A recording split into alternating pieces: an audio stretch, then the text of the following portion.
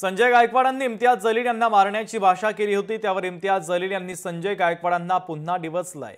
जगह आपकी समय आपका, बताओ कहा आना है, असं इम्तियाज जलील यांनी म्हटलंय। त्यावर संजय गायकवाड यांच्याकडनं काय प्रत्युत्तर येतं हे पाहणं महत्त्वाचं असेल।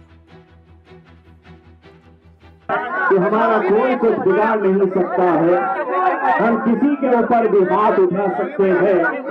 अगर गलती से भी अपने जहन में ये बात चल रही है कि इम्तियाज जलील के ऊपर भी हम हाथ उठा सकते हैं,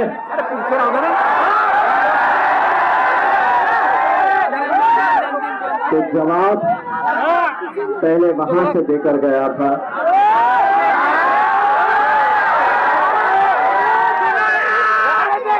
जगह तेरी सिंह तेरा,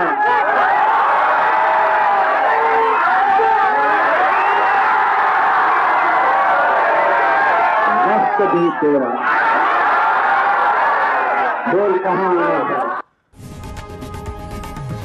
लोकशाही मराठी ऐका, पहा, जागरूक रहा।